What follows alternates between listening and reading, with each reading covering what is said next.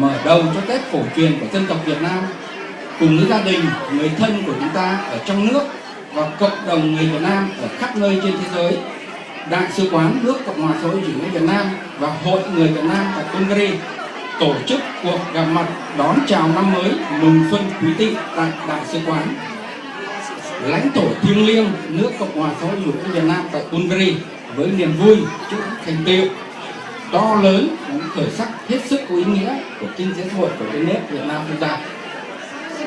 Кратко ще ви представя, че господин съветника открива тържеството, което Виетнамската асоциация заедно с посолството организира в чест на настъпващата нова година на Дракона. Cho phép tôi được trân trọng giới thiệu tham dự buổi gặp mặt mừng xuân Quý Tỵ hôm nay có ngài Lê Đức Lưu, đại sứ đặc mệnh toàn quyền nước Cộng hòa xã hội chủ nghĩa Việt Nam tại Cộng hòa Bulgaria và Cộng hòa Macedonia cùng bà Nguyễn Thị Minh, phu nhân đại sứ.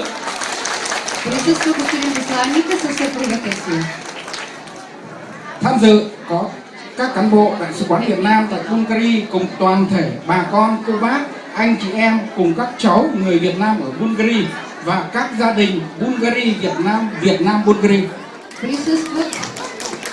Присъстват всички дипломати, всички служители на посолството със семействата си, присъстват всички виетнамски членове на асоциацията с техните семейства, студенти, аспиранти и така нататък, присъстват и български гости заедно с семействата си.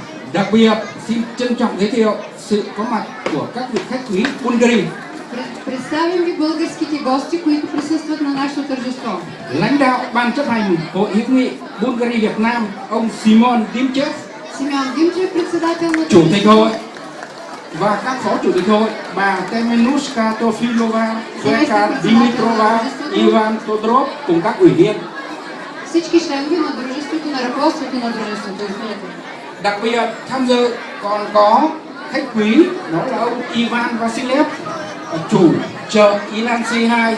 Xin nhiệt liệt chào mừng. Тук е изпълнителният директор на Иленци, господин Василев. Để bắt đầu chương trình đón Tết mừng xuân Quý Tỵ, xin trân trọng giới thiệu ngài Lê Đức Lưu, đại sứ đặc mệnh toàn quyền nước Cộng hòa xã hội chủ nghĩa Việt Nam tại Cộng hòa Bulgaria và Cộng hòa Macedonia lên chúc Tết cộng đồng người Việt Nam tại Bulgaria và các khách quý. Господин съветника приканва господин посланник, който е посланник не само за България, но и за Македония, за слово.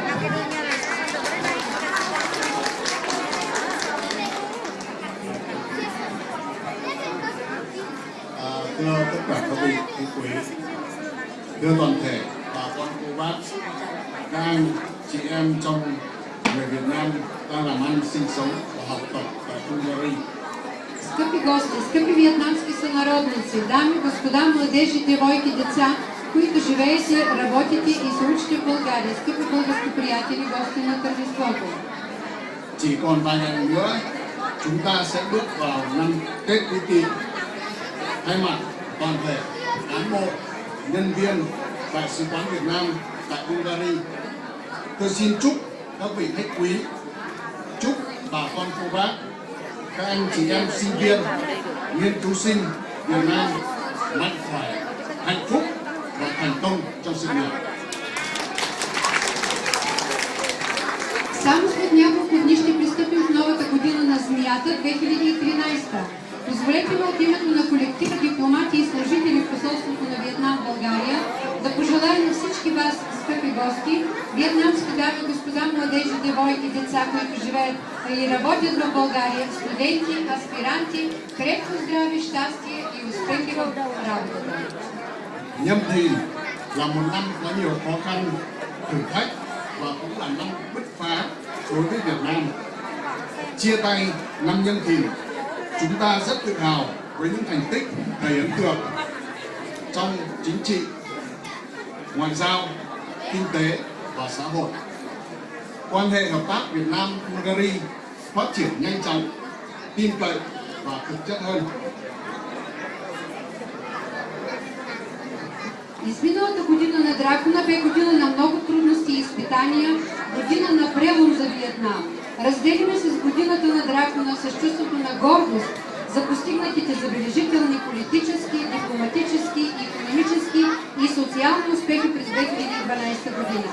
Приятелските отношения и сътрудничество между Виетнам и България се развиват по-енергично, с доверие и по същество.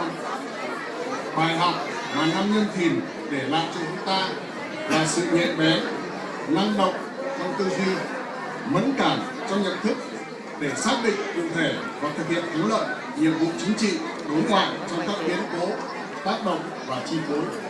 Với bản lĩnh chính trị vững vàng, con thuyền Việt Nam đã và đang vững lái hướng tới mục tiêu. Урокът от годината на дракона за всички нас бе прецизност и динамика в начина на мислене, осъзнат усет в конкретното определение и успешно изпълнение на външно-политическите задачи по време на събития, ефективност и ръководство. Със здравия си политически дух, корабът на Виетнам стабилно бе направляван и се движи към целта. Chúng ta bước vào năm Quý Tỵ với sự tin tưởng đó. Thế và lực của đất nước Việt Nam đang cao hơn bao giờ hết. Mùa xuân mới đi liền với những vận hội mới. Mùa xuân mới với sức sống và ý nghĩa tượng trưng cho sự khởi đầu mới, tiếp thêm sức mạnh cho chúng ta. Xuân Quý Tỵ cũng nhắc nhở bà con người Việt Nam đang làm đang sinh sống tại Bulgaria hãy chung tay với đồng bào trong nước, đóng góp trí thức, sức lực, vật chất, tinh thần phù hợp với khả năng và hoàn cảnh cụ thể của mình, vì một nước Việt Nam hùng cường có vị trí xứng đáng trên trường quốc tế. Ние пристъпваме в годината на змията с тази увереност. Позицията и силите на Виетнам са по-силни от всякога. Настъпващата нова пролет върви редом с нови шансове.